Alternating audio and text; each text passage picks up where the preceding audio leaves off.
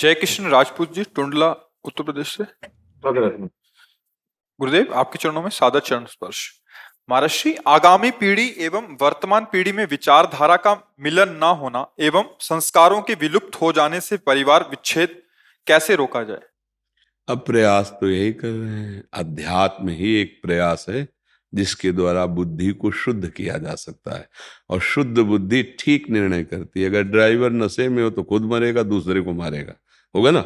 इस समय ड्राइवर पूरे जीवन शक्ति की है बुद्धि, और इस समय हमारा ड्राइवर नशे में है, हर एक का बुद्धि खराब है। क्यों बुद्धि खराब? ना ब्रह्मचर्य से मतलब, ना धर्म से मतलब, ना ग्रंथ से मतलब, ना भगवान के आदेश से मतलब, ना भगवान का भय, ना संतों का भय।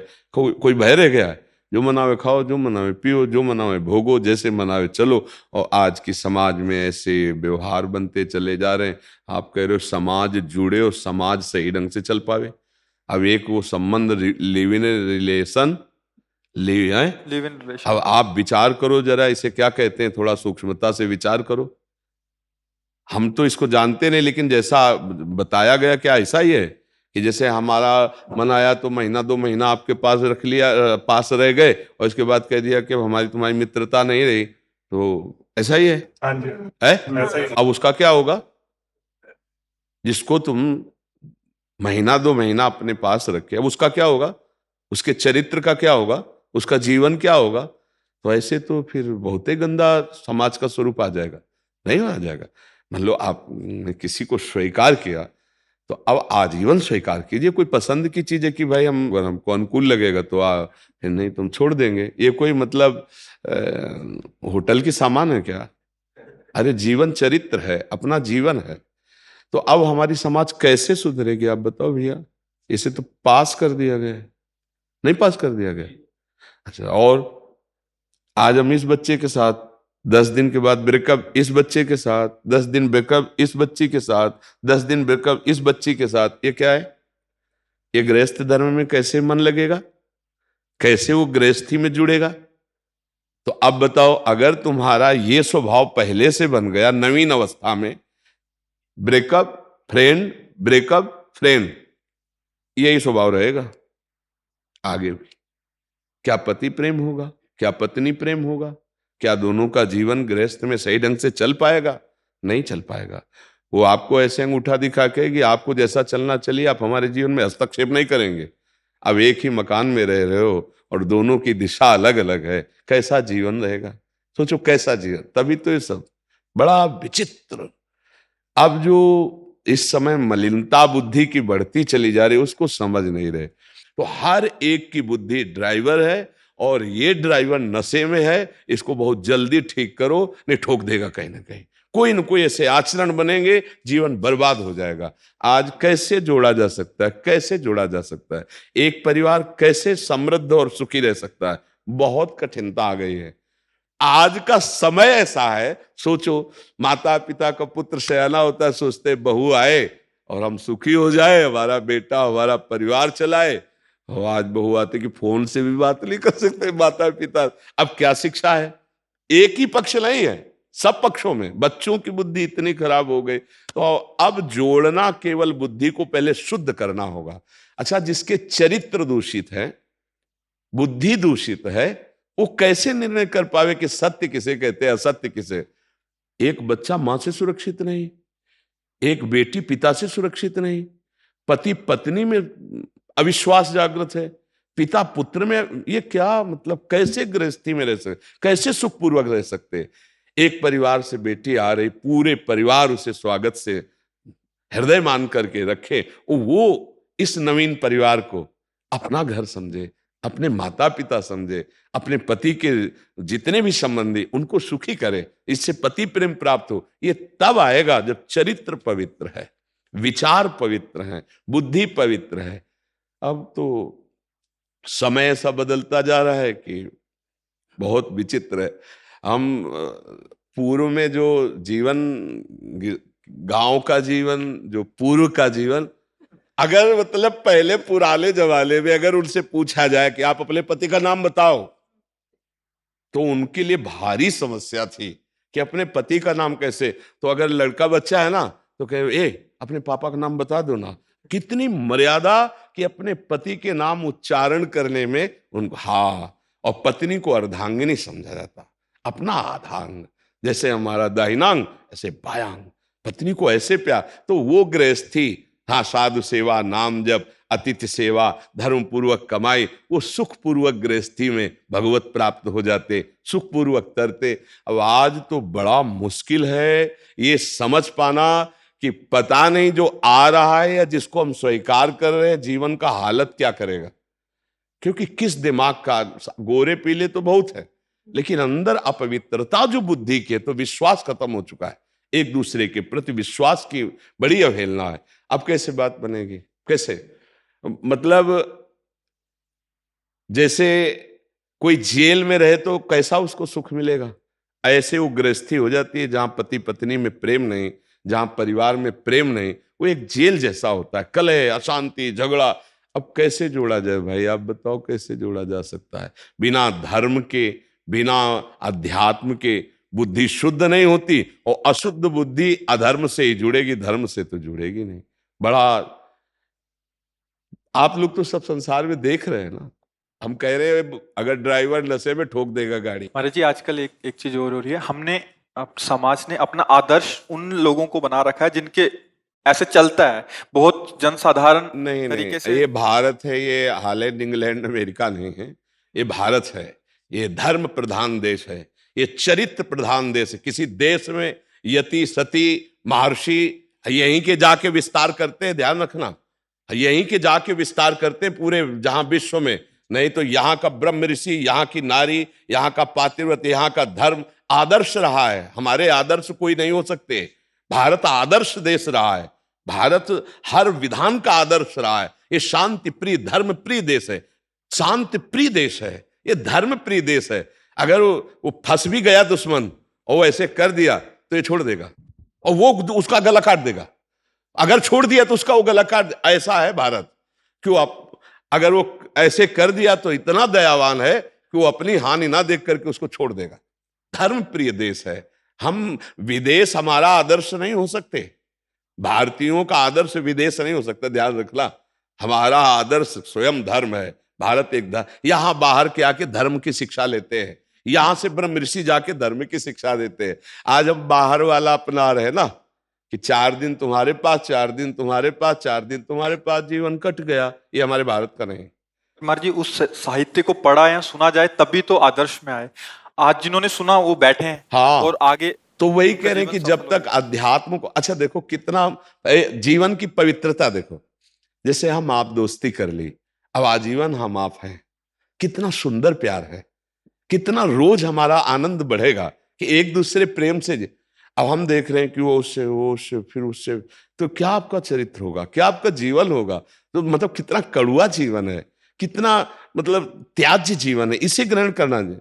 अब बाहर तो यही होता है ना कि तुम जहां मनाओ तहां जाओ, हमारा जहां मनाएगा वहां जाओ। ये हमारे देश की प्रथा तो नहीं है, ये हमारे धर्म की प्रथा तो नहीं है, और ये आपको भी पसंद नहीं आएगा। सोचो कि आपको पसंद है ऐसा, तो फिर आप वो बेपसंद वाली चीज क्यों स्वीकार करते हैं? आपका शरीर पवित्र है, आप भारतीय जीवन वाले हैं, आपके शरीर को कोई भी छू सके? यार मतलब कैसे, हमें तो समझ में नहीं आता क्या बुद्धि भ्रष्ट होती चली जा रही है।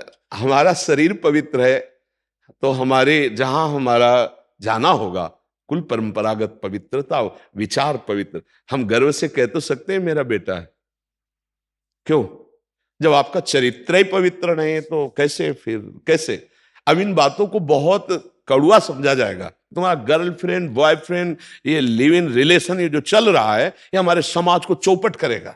नए नए बच्चे ब्रह्मचर्यहीन हो रहे हैं, उनको ऐसा दबाव डालते हैं, बड़े कटु व्यवहार होते हैं। अब एक बच्चा, मतलब एक बच्ची परस्पर, अब अगर आजीवन वही स्वीकार करके चले जाओ तो चलो हम मान भी लेते हैं, लेकिन 4 दिन बाद तुमने छोड़ दिया, अब उसका जीवन क्या?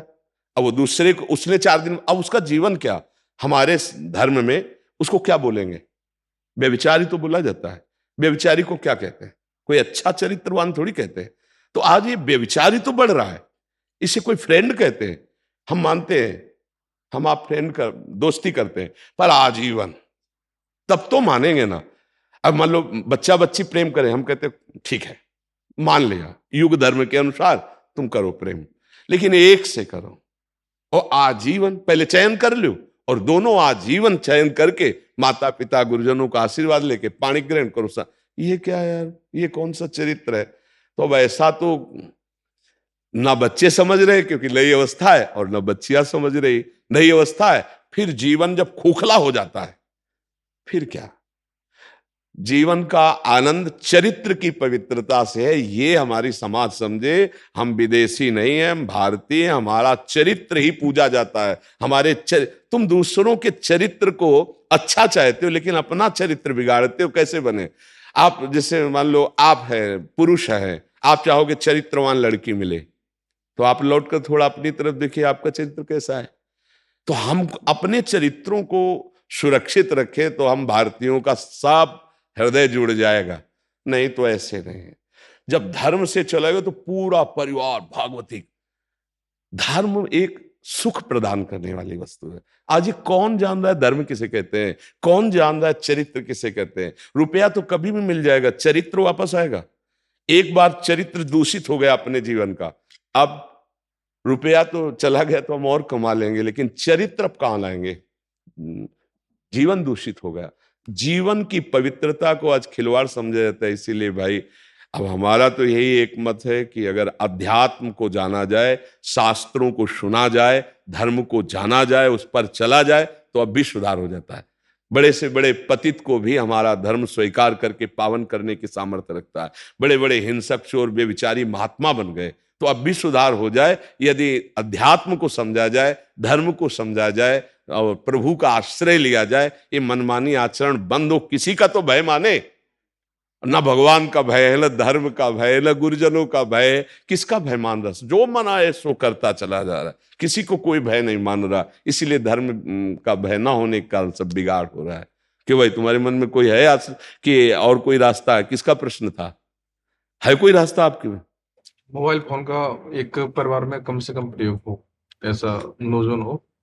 देखो, हर चीज में गुण और दोष है। हाँ, हर चीज में गुण और दोष है, आप समझिए। जैसे मोबाइल है तो हम कहते हैं मोबाइल में कुछ निंदनीय वस्तु है तो कुछ प्रशंसनीय वस्तु है। तो निंदनीय वस्तु को अगर ना ग्रहण किया जाए और प्रशंसनीय वस्तु रहे तो कहीं कोई दोषी नहीं होगा। हाँ, क्योंकि इंद्रियां बस में नहीं है अब, गलत और ये सब। हाँ, बात सही, पर इससे आज के समय में इसका प्रयोग भी अनिवार्य हो गया है। आप देखो, इसका प्रयोग भी अब अगर आप कहो कि बिना मोबाइल के, तो मुझे लगता है कि बहुत कठिन हो जाएगा। नहीं हो जाए? आजकल सिलेंडर भी मिलता है तो मोबाइल नहीं और लेन देन का काम भी उसी से होने लगा और काफी व्यवस्थाएं हैं। अच्छा, कभी संकट में हो तो आप सूचना कर सकते हो, जैसे वो पो करके वो एम्बुलेंस बुला सकते हो, आप पुलिस बुला सकते हो, ऐसे होता है ना। तो काफी उससे हमें लगता है। अच्छा, आप सुन के भी आए हो उसी से? क्यों? मोबाइल से सुन के आए ना। तो देखो, मोबाइल ने वृंदावन धाम का सत्संग करा दिया कि नहीं करा दिया? तो हमें लगता है कि अगर हम थोड़ा सा सावधान रहें तो मोबाइल कोई विशेष हानि नहीं करेगा। सावधानी मार्जी ये और है, क्या कहते हैं, बच्चों का जो एकांतवास है एक उम्र आने के बाद में वो कम होना चाहिए। हाँ, बिल्कुल। क्योंकि बच्चों का एकांतवास से और माता पिता का एकांतवास अलग अलग हो जाता है ना। तो वहां से दिक्कत और ज्यादा क्रिएट होती है, क्योंकि वो क्या कर रहे हैं। हाँ, वैसे हम कई बार प्रार्थना भी कि माता पिता को थोड़ा मित्रवत अपने 12, 14, 18 वर्ष के जब बच्चे होने लगे तो 10-5 मिनट समय तो मित्रवत देना ही चाहिए। उनके पास बैठना चाहिए, उनकी मन स्थिति झांकनी चाहिए, उनके मोबाइल चेक करने चाहिए, उनका व्यवहार देखना चाहिए। पर उनको खुद अपने से फुर्सत नहीं है। इसीलिए मतलब फिर आजकल बच्चे भी ऐसे हो गए हैं कि माता पिता से मतलब नहीं रखते हैं। सयाने हुए वो अपने अमेरिका घूम रहे हो, बूढ़े बुढ़ा घर में। बस इसमें सुधार ये है कि हम अगर अपने धर्म को देखेंगे तो बात बनेगी। अगर हम धर्म को नहीं जानते तो फिर बात गड़बड़। कोई भी हो, कहीं भी हो, धर्म को जानना बहुत जरूरी। एक पुत्र हो, तुम्हारा माता पिता के प्रति क्या धर्म, एक पिता माता हो, तुम्हारा पुत्र के प्रति क्या धर्म है। जैसे ये उदार माँ है कि जाओ हम कष्ट सह लेंगे, तुम अपने कैरियर को बनाओ, तुम सुखी रहो। लेकिन हमारा कर्तव्य, हमारा धर्म क्या है? अपने अपने धर्म को अपने धर्मात्मा महापुरुषों से या ग्रंथों से जानकारी करके चले तो आज भी हम सुखी हो सकते हैं, आज भी हम आनंदित हो सकते हैं। और केवल कैरियर जीवन इतना ही नहीं कि हम रुपए कमा लें, भोग सामग्री एकत्रित कर लें। एक बात और ध्यान रखनी है कि शरीर छूटेगा, यहां स्थायी नहीं रहना किसी को। अब इसके बाद का कैरियर क्या है उसको भी समझना है। इसलिए राधा राधा जपना है, अच्छे आचरण करना है और धर्म पूर्वक जीवन चलाना है, जिससे हमारा ये लोक और परलोक दोनों मंगलमय है।